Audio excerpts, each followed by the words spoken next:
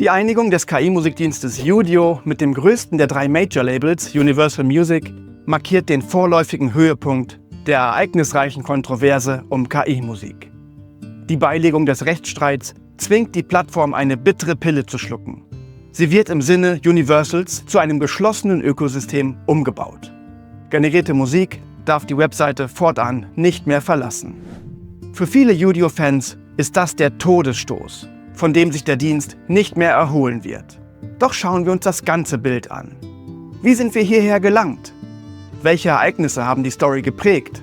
Und vor allem, wie könnte die Geschichte weitergehen? Das erfahrt ihr in diesem Video. Los geht's!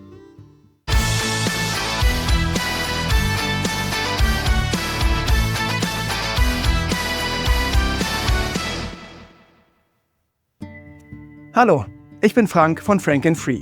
Willkommen auf meinem Kanal. Kaum zu glauben, doch das Thema KI-Musik rückte erst vor 1,5 Jahren ins öffentliche Bewusstsein. Der Start von Sunos Modell V3 stellte die Musikwelt von einem Tag auf den anderen gehörig auf den Kopf. Eine turbulente Zeit, die im März 2024 ihren Anfang nahm. Suno V3 wird veröffentlicht. Mit der Veröffentlichung von Modell V3 beginnt eine wahre Erfolgsgeschichte für den KI-Musikdienst Suno. Das Unternehmen kann plötzlich ganze Songs in annehmbarer Qualität generieren, was in den Ohren vieler so gut klingt, dass ein regelrechter Hype um KI-Musik entsteht. Zum ersten Mal wird Musikmachen für die breite Masse zugänglich. Ein Paradigmenwechsel. Dieser Paradigmenwechsel ruft Anfang April prominente, kritische Stimmen auf den Plan, die vor den Gefahren der KI in der Kunst warnen. Davon unberührt geht Sunos größter Konkurrent, Udio, an den Start und beeindruckt mit seiner Klangqualität. Prominente Künstler warnen vor KI. Als direkte Reaktion auf die Bedrohung durch KI-Werkzeuge wie Suno veröffentlicht die Artist Rights Alliance einen offenen Brief. Berühmte Künstlerinnen und Künstler wie Billie Eilish, Stevie Wonder, R.E.M. und Bon Jovi verlangen darin den räuberischen Einsatz von KI, insbesondere das unrechtmäßige Training von Modellen mit urheberrechtlich geschütztem Material, zu stoppen und die Zerstörung des Musikökosystems zu unterlassen. Wir glauben auch, dass KI, wenn sie verantwortungsvoll eingesetzt wird, ein enormes Potenzial hat, die menschliche Kreativität voranzubringen. Doch unkontrolliert wird KI einen ruinösen Wettbewerb in Gang setzen, der den Wert unserer Arbeit mindert und eine faire Vergütung verhindert. Dieser Angriff auf die menschliche Kreativität muss gestoppt werden. Wir müssen uns vor dem räuberischen Einsatz von KI schützen, die Stimmen professioneller Künstler stiehlt, die Rechte der Kreativen verletzt und das Musikökosystem zerstört. Wir rufen dazu auf, keine KI-Musikgenerierungstechnologie zu entwickeln oder einzusetzen, die die Kunstfertigkeit von menschlichen Songwritern und Künstlern untergräbt oder ersetzt oder uns eine faire Vergütung verweigert. Udio geht in Konkurrenz zu Suno. Im selben Monat geht ein neuer KI-Musikdienst an den Start, der sich fortan an die Fersen Sunos heften wird. Udio. Er beeindruckt zwar mit authentischem Klang und begeistert Enthusiasten, zielt aber mit seinem aufwendigeren Erstellungsprozess an der breiten Masse vorbei. Ein Manko, das dem Dienst einen vergleichbaren Durchbruch bis heute verwehrt. Während die Nutzer die neuen Möglichkeiten durch KI-Musik feiern und der schlüpfrige Schlager erfunden wird, beginnt im Juni 2024 ein neues Kapitel. Die Musikindustrie möchte dem bunten Treiben nicht länger tatenlos zusehen und erhebt Urheberrechtsklage gegen Suno und Udio. Der Rechtsstreit gegen KI-Musikdienste beginnt. Der Branchenverband der amerikanischen Musikindustrie, kurz RIAA, der große Labels wie Universal, Sony und Warner vertritt, hat Klage gegen die Dienste Suno und Udio eingereicht. In der Klageschrift heißt es: Die Unternehmen haben Musik ohne Erlaubnis kopiert, um ihren Systemen beizubringen, Musik zu erzeugen, die direkt mit der Arbeit menschlicher Künstler konkurriert, sie verbilligt und letztlich verdrängt. Dementsprechend fordert der Branchenverband Schadenersatz von Udio und Suno. Die Plattenfirmen forderten die Gerichte auf, ihnen einen gesetzlichen Schadenersatz von bis zu $150.000 pro Song zuzusprechen, den die Beklagten kopiert haben sollen. Sie beschuldigten Suno, 662 Songs kopiert zu haben und Udio, 1670 Songs kopiert zu haben. Die Schadenersatzforderung aus der Klageschrift beläuft sich somit rechnerisch auf bis zu $350 Millionen. Suno und Udio kontern die Vorwürfe daraufhin umgehend auf ihren Firmenblogs. Die großen Plattenfirmen haben offensichtlich falsche Vorstellungen davon, wie unsere Technologie funktioniert. Suno hilft den Menschen, Musik zu kreieren. Und zwar durch einen ähnlichen Prozess, wie ihn die Menschen schon immer angewandt haben. Durch das Erlernen von Stilen, Mustern und Formen. Im Wesentlichen die Grammatik der Musik. Und das anschließende Erfinden neuer Musik um diese herum. Sie versuchen zu argumentieren, dass neuronale Netze bloße Papageien sind, die kopieren und wiederholen, während in Wirklichkeit das Modelltraining vielmehr einem Kind ähnelt, das lernt, neue Rocksongs zu schreiben, indem es intensiv Rockmusik hört. Für das Training fortschrittlicher KI-Modelle sind riesige Datenmengen nötig. Je größer und hochwertiger die Daten, desto leistungsfähiger wird das KI-Modell. Für Musik-KIs benötigt man dementsprechend Unmengen guter Musik, um hochwertige Ergebnisse zu generieren. Da diese nicht in ausreichender Menge lizenzfrei verfügbar war, griffen Suno und Udio auf urheberrechtlich geschütztes Material zurück, wie im August öffentlich wurde. Suno gibt Modelltraining zu. In einer eingereichten Verteidigungsschrift hat der KI-Musikdienst Suno zugegeben, seine Musik-KI tatsächlich auf geschütztem Material trainiert zu haben. Es ist kein Geheimnis, dass die Millionen von Aufnahmen, mit denen das Modell von Suno trainiert wurde, vermutlich auch Aufnahmen enthielten, deren Rechte den Klägern gehören. Die Trainingsdaten von Suno umfassen alle Musikdateien von angemessener Qualität, die im offenen Internet zugänglich sind. Suno und mutmaßlich auch Udio nutzen somit lizenzpflichtige Musik als Basis für ein kommerzielles Produkt. Das sieht auch die Deutsche Verwertungsgesellschaft für Musikrechte, GEMA, so und veröffentlicht im Oktober ihren Vorschlag für ein Lizenzierungs- und Vergütungssystem. Dieses soll die Grundlage für die legale Nutzung geschützter Musik durch KI-Systeme bilden. Die GEMA schlägt Lösung vor. Zur Lösung des Vergütungsproblems schlägt die GEMA ihr Zwei-Säulen-Lizenzmodell vor. Im Kern geht es darum, Urheber am wirtschaftlichen Mehrwert durch KI-Musik zu beteiligen. Dieser Mehrwert entsteht laut GEMA an zwei Stellen, den namensgebenden Säulen. Die erste Säule betrifft die KI-Anbieter. Neben einer pauschalen Mindestvergütung möchte die GEMA eine Beteiligung von 30% an allen Nettoeinnahmen, die die Dienste mit ihren KI-Modellen erwirtschaften. Dazu gehören Abogebühren und sonstige Einkünfte durch den Einsatz der Modelle. Bei der Bemessung der Vergütungshöhe wurde berücksichtigt, dass die Nutzung von Originalwerken durch die generative KI die intensivste Nutzungsform darstellt und der kreativen Leistung der Urheber der Originalwerke eine besonders hohe Bedeutung zukommt. Die zweite Säule des Vergütungsmodells umfasst die Einnahmen aus der Folgenutzung der generierten Musik. Das betrifft die Anwender der Systeme. In dieser Säule geht es um die gleichen Vergütungsmechanismen, die schon bei traditionell entstandener Musik existieren.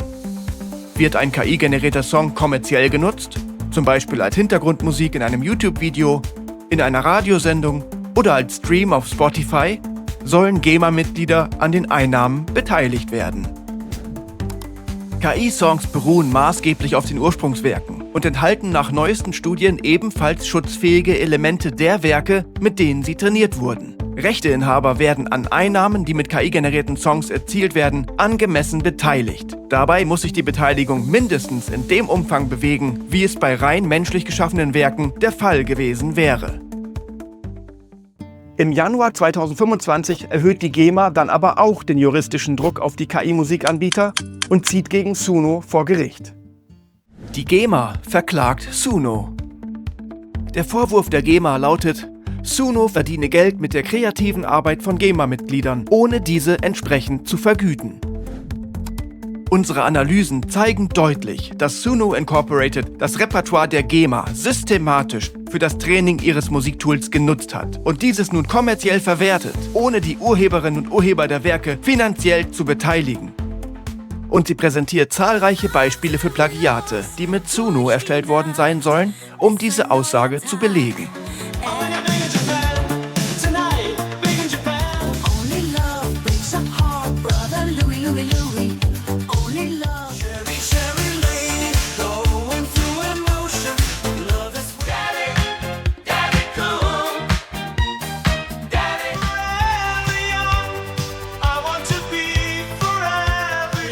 Monica in my life, a little bit of Erica by my side. Rah, Rasputin, lover of the Russian queen. There was a you're my heart, you're my soul.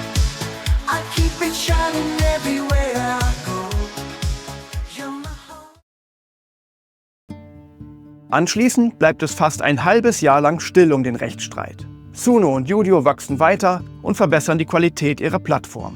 Doch plötzlich machen Gerüchte die Runde, dass sich die beiden KI-Dienste mit den großen Plattenfirmen treffen, um zu versuchen, den Rechtsstreit beizulegen. Gerüchte um Beilegung des Rechtsstreits. Anonymen Quellen zufolge verhandeln Sony, Universal und Warner mit den KI-Musik-Startups Suno und Udio über eine außergerichtliche Einigung für ihren Rechtsstreit. Die Plattenfirmen werfen ihnen Urheberrechtsverletzungen vor, da die KIs auf geschützter Musik ohne Lizenz trainiert wurden. Ziel der Gespräche seien umfassende Lizenzvereinbarungen für die Musikkataloge. Darüber hinaus hätten die Plattenfirmen Interesse an der Übernahme von Unternehmensanteilen an den Startups. Suno und Udio wiederum würden sich von den Verhandlungen mehr Möglichkeiten zur Weiterentwicklung ihrer Produkte sowie ein bezahlbares Lizenzangebot versprechen. Im Juni wird KI-Musik auch bei den Streamingdiensten zunehmend zum Thema. Massenuploads und die Sorge vor Streamingbetrug führen zu ersten Maßnahmen gegen das Konzept KI-Musik. Erster großer Streamingdienst wertet KI-Musik ab. Dieser hat als erster großer Streamingdienst ein umfassendes AI-Tagging-System vorgestellt. Dieses System identifiziert und kennzeichnet vollständig KI-generierte Musik, zum Beispiel von Suno oder Udio, um die Transparenz für Nutzer zu erhöhen und Streamingbetrug zu bekämpfen. Alben mit solchen Titeln erhalten einen auffälligen Hinweis und werden von Empfehlungsalgorithmen sowie der redaktionellen Auswahl ausgeschlossen. Dieser schätzt, dass bis zu 70% der Streams von KI-generierten Titeln betrügerisch sein könnten, um die Ausschüttung von Tantiemen zu manipulieren.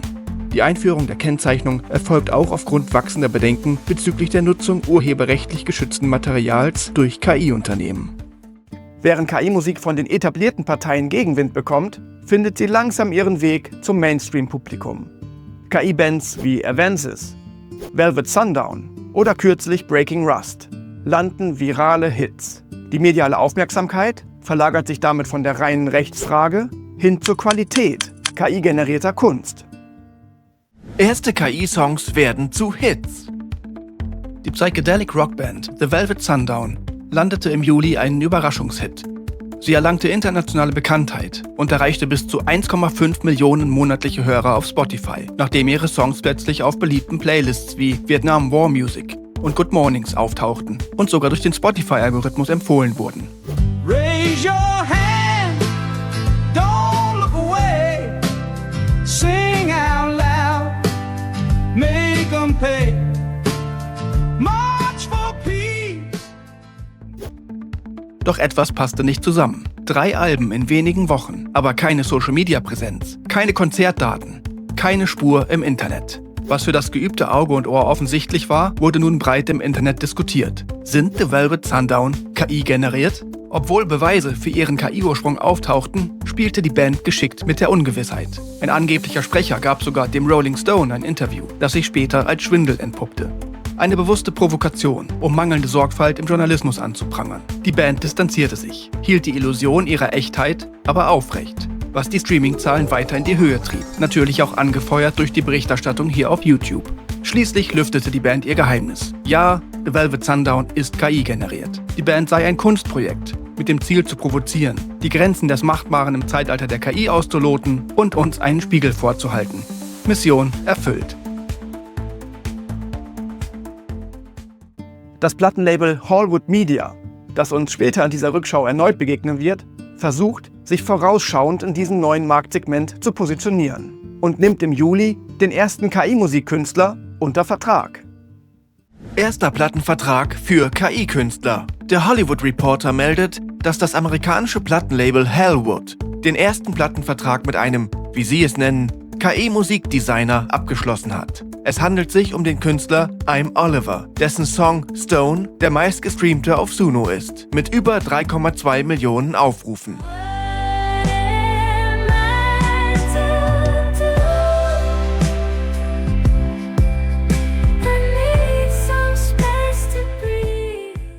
Mittlerweile ist allen Beteiligten klar: KI-Musik ist eine Innovation, die nicht mehr wegzudenken ist.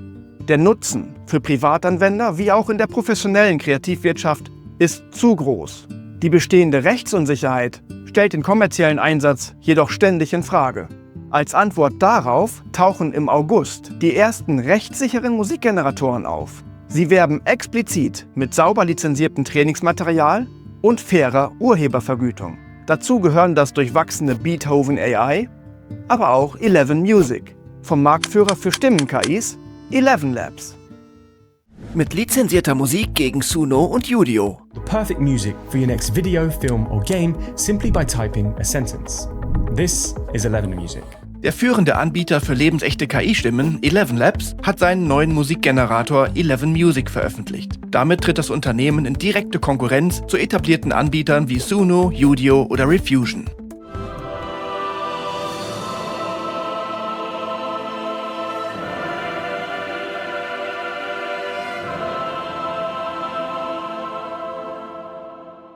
Das Tool verspricht die Generierung von Musik aller Genres, mit oder ohne Gesang. Dabei besitzt es ein wichtiges Alleinstellungsmerkmal. Das KI-Modell von 11 Music wurde auf lizenzierter Musik trainiert. Partnerschaften mit den Musikdienstleistern Merlin und Cobalt stellen sicher, dass 11 Labs legalen Zugang zu hochwertigen Trainingsdaten erhält und die Urheber der für das KI-Training genutzten Musik vergütet werden.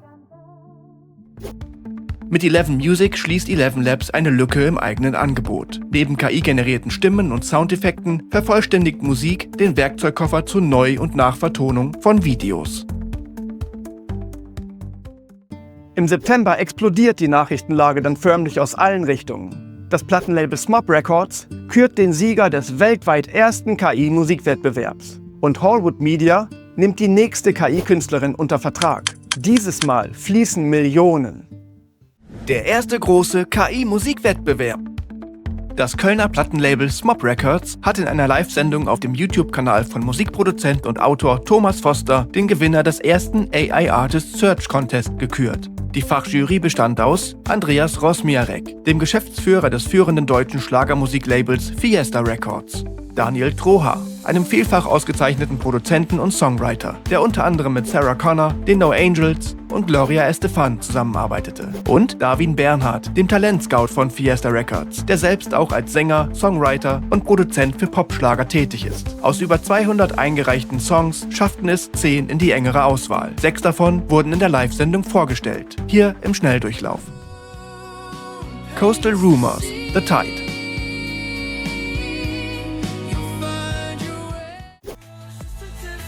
Julian Vibes, Another City Remix.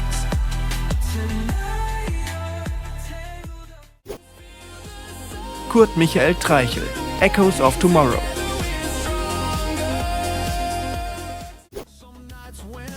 Mark Wink, Life is like a River.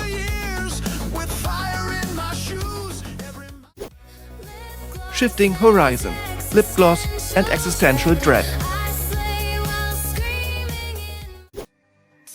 Monzano Miracolo, Ayo Babaye.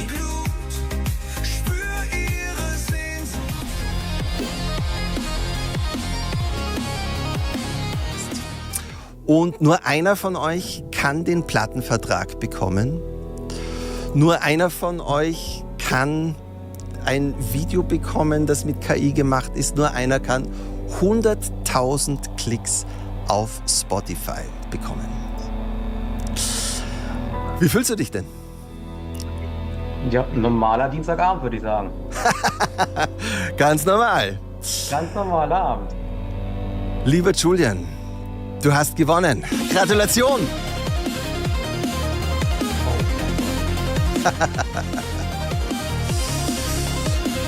Gratuliere, Julian. Du hast einen Plattenvertrag bekommen. Du bist aus 200 Einsendungen der Künstler, für den wir uns entschieden haben. Nach einer spannenden Präsentation konnte sich der sichtlich überraschte Newcomer Julian Vibes mit seinem Song Another City Remix durchsetzen. Der nahbare junge Mann, der sich vor die Kamera traute und seiner KI-generierten Musik damit ein menschliches Gesicht gab, konnte die Jury überzeugen. Er erhält neben einem Plattenvertrag mit Smop Records auch ein volles Promotion-Paket, sodass wir bald mehr von ihm hören dürften. KI-Musik ist ab jetzt Millionen wert.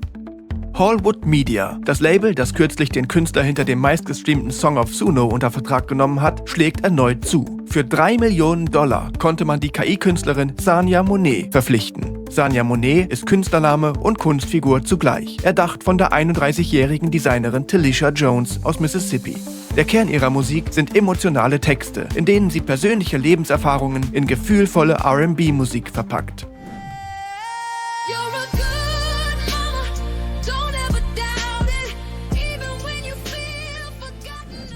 Sanya Monet konnte bereits erste Charterfolge feiern. Platz 25 der Billboard-Charts für aufstrebende Künstler und Platz 1 der digitalen R&B-Songverkäufe machten die Plattenindustrie auf sie aufmerksam. Der Erfolg stößt jedoch auch auf Kritik. Die Grammy-nominierte R&B-Sängerin Kehlani äußerte sich in den sozialen Medien überzeugt, dass jemand, der nicht singen kann, lieber ein Gedichtbuch schreiben sollte, anstatt mit KI Songs zu produzieren und echte Musiker zu verdrängen. Prominenten Zuspruch erhielt Sanya Monet vom Musikproduzenten Timbaland, der mittlerweile als Berater für den KI-Musikmarktführer Suno tätig ist. Der Rest der Musikindustrie sucht unterdessen weiter nach dem passenden Umgang mit KI-Musik. Die Reaktionen pendeln dabei zwischen konstruktiven Lizenzierungsmodellen, der besseren Integration in Streamingdienste und der technischen Echtzeitüberwachung von Urheberrechtsverletzungen durch KI-Musik. Erste KI-Lizenz erreicht den Markt. Die schwedische Verwertungsgesellschaft für Musikrechte, STIM, hat nach eigenen Angaben die weltweit erste Lizenz zur Nutzung urheberrechtlich geschützter Musik durch KI-Systeme eingeführt. Dadurch soll es KI-Firmen wie Suno oder Udio möglich werden, ihre Modelle legal zu trainieren. Die Urheber sollen dann für das Modelltraining, die Nutzung des KI-Dienstes und auch für die Folgenutzung generierter Songs, zum Beispiel auf Spotify oder YouTube, vergütet werden. Zur Berechnung der Vergütung verlangt die Lizenz den Einsatz einer unabhängigen Nachverfolgungstechnologie, die für dieses Pilotprojekt von der kalifornischen Firma Surreal bereitgestellt wird. Das erste Unternehmen, das diese Lizenz nutzt, ist das Stockholmer Startup Songfox. Dieses plant, eine App auf den Markt zu bringen, mit der Fans individuelle Coverversionen ihrer Lieblingssongs erstellen können. Vill man fira det som aldrig förut. Vi träffades på Gotland. Details zu den Lizenzkosten oder zur Höhe der Vergütung sind bisher nicht bekannt. Die Verwertungsgesellschaft STIM vertritt, ähnlich wie die deutsche GEMA, rund 100.000 Künstlerinnen und Künstler. KI-Musik wird differenziert betrachtet. Der Streaming-Riese Spotify hat in den vergangenen 12 Monaten über 75 Millionen Spam-Songs entfernt. Diese Menge entspricht fast der Größe des gesamten Musikkatalogs. Die jährliche Ausschüttung an Künstler und Labels ist von $1 Milliarde 2014 auf $10 Milliarden 2024 gestiegen. Dieser Geldfluss zieht Betrüger an, die sich durch Massenuploads, Duplikate und künstlich kurze Tracks bereichern wollen. Um den Missbrauch einzudämmen, hat Spotify neue Richtlinien und Maßnahmen vorgestellt. Die ungenehmigte Nachahmung der Stimme eines Künstlers, sogenannte Deepfakes, ist künftig verboten. Ein neuer Musikspam-Filter soll Massenuploads und Duplikate zuverlässig erkennen. Und man wird einen neuen Industriestandard unterstützen, der den Einsatz von KI in den Songcredits transparent aufzeigt. Spotifys Konkurrent Deezer berichtete kürzlich von einer stetigen Zunahme der täglich hochgeladenen KI-Musik. Von 10.000 Songs im Januar auf 30.000 im September. Das sei 1/3 der täglichen Musikuploads.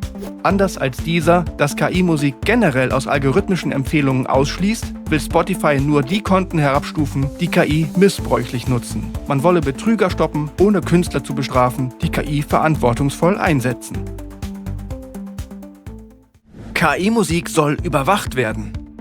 Universal und Sony Music sind eine Partnerschaft mit Sound Patrol eingegangen, einer Ausgründung der Stanford University. Sound Patrol hat eine Technologie entwickelt, mit der der Einfluss geschützter menschlicher Musik auf KI-generierte Musik auf neuartige Weise identifiziert werden kann. Das sogenannte Neural Fingerprinting funktioniert wie ein DNA-Test für Musik.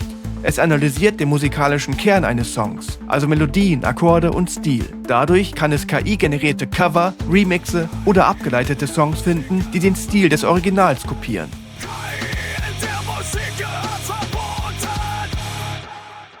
Sound Patrol soll den Major-Labels als forensisches Werkzeug dienen, um Urheberrechtsverletzungen auf Streaming-Plattformen in Echtzeit zu erkennen. Zudem soll es den Druck auf Suno und Udio erhöhen, indem es das illegale Training auf geschützter Musik nachweist. Die Nachrichten des Septembers machten deutlich, dass die Musikindustrie sehr bemüht ist, KI-Musik in kontrolliertere Bahnen zu lenken. Wie groß der Druck auf die Anbieter tatsächlich ist, zeigt sich, als im Oktober die Bombe platzt. Udio, der größte Konkurrent von Marktführer Suno, geht überraschend eine Partnerschaft mit dem Musikriesen Universal ein. Diese wirkt eher wie eine Übernahme, da die Plattform deutlich im Sinne Universals umgebaut werden soll. Erste Einigung im Urheberrechtsstreit. Der KI-Musikdienst Udio gab auf seinem Firmenblog bekannt, eine Partnerschaft mit dem Major-Label Universal Music eingegangen zu sein, die eine neue Ära der Musik einleiten werde. Ich freue mich riesig, unsere historische Partnerschaft mit der Universal Music Group bekannt zu geben. Heute ist ein großer Tag für Udio. Wir werden eng mit Universal, ihren außergewöhnlichen Künstlern, Songwritern und Katalog zusammenarbeiten, um eure Lieblingsmusik auf die Plattform zu bringen und gleichzeitig den Originalkünstlern die Kontrolle darüber zu geben, wie KI zur Musikproduktion eingesetzt wird. Die Einigung legt die Rechtsstreitigkeiten bei und ermöglicht Udio den legalen Zugriff auf Universals Musikkatalog. Damit werden das Modelltraining der KI und die Generierung von Musik rechtssicher. Udio-Kunden sollen künftig Musik im Stile beliebter Künstlerinnen und Künstler generieren oder bekannte Hits neu interpretieren können. Allerdings bringt die Partnerschaft gravierende Änderungen für Udio mit sich. 2026 soll die Plattform neu aufgestellt und zu einem geschützten Ökosystem weiterentwickelt werden, das ausschließlich auf Universals Musikkatalog ausgerichtet ist. Generierte Musik soll die Plattform dann nicht mehr verlassen können. Die neue Plattform basiert auf einer hochmodernen generativen KI-Technologie, die mit autorisierter Musik trainiert wird. Der Abo-Dienst wird eine lizenzierte und geschützte Umgebung schaffen, in der Musik auf der Udio-Plattform verantwortungsbewusst angepasst, gestreamt und geteilt werden kann. Das bestehende Produkt von Udio soll den Nutzern während der Übergangsphase weiterhin zur Verfügung stehen. Aber Kreationen sollen durch ein geschlossenes System, einem Walled Garden, kontrolliert werden. Unter anderem durch digitale Fingerabdrücke und andere Maßnahmen. Diese Kontrollmaßnahmen bekamen Udio-Nutzer sofort zu spüren. Die Download-Funktion wurde ohne Vorwarnung abgeschaltet. Die Community protestierte umgehend, besonders weil Udio damit die Nutzungsbedingungen rückwirkend auch für ältere Songs änderte. Dies löste Spekulationen über die Legalität der Aktion aus und führte dazu, dass einige Nutzer rechtliche Schritte in Betracht zogen. Daraufhin ruderte Udio zurück. Ab dem 3. November war es für 2 Tage möglich, Tracks herunterzuladen, die vor dem 29. Oktober erstellt worden waren. Für diese Songs sollen die alten Nutzungsbedingungen gelten. Sie enthalten weder Wasserzeichen noch digitale Fingerabdrücke. User, die kürzlich ein Monats- oder Jahresabo abgeschlossen hatten, können zudem eine Erstattung beantragen. So, wir haben nun die wichtigsten Stationen der Kontroverse nachgezeichnet, die zur teilweisen Beilegung des Rechtsstreits durch den Udio-Universal-Deal geführt hat. Die Frage ist nun, wie geht diese Geschichte weiter? Vor allem in Bezug auf Suno. Ab zum Fazit.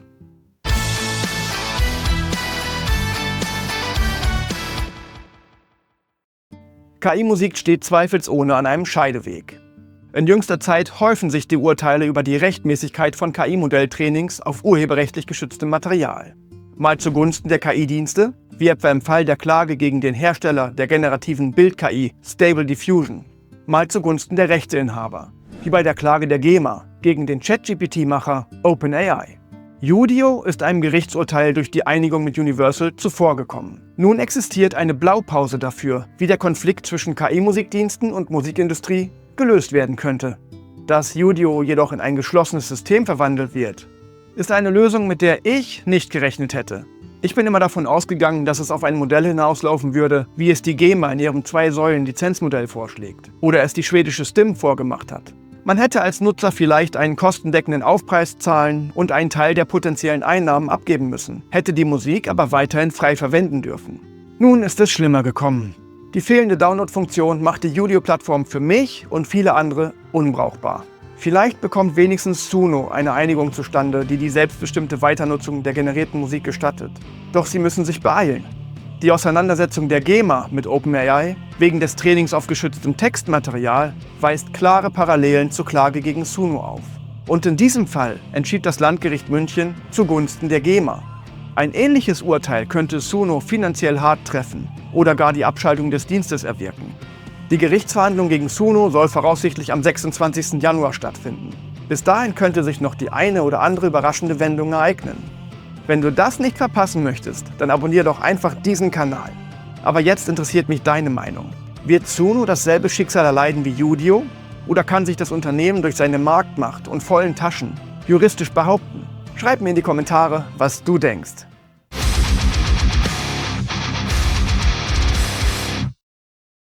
Zum Schluss möchte ich noch meinen Kanalmitgliedern danken. Dunkelsonne, Sing mit Bewegungskits Doc Physio Core, Wolfherz Plus, In Schwarz. Thunder Force Records. Und Michelland. Wenn du meine Arbeit auch durch eine Kanalmitgliedschaft unterstützen möchtest, dann klicke einfach auf den Knopf unter meinen Videos. Okay, das war's für heute. Wenn es dir gefallen hat, dann sag es gerne weiter. Für Ideen zur Verbesserung oder falls ich etwas übersehen habe, hinterlass mir bitte einen Kommentar. Und wenn du schon dabei bist, drück doch noch schnell den Abo-Button und die Glocke und klick auf Gefällt mir. Dann sehen wir uns auch wieder. Bis zum nächsten Mal.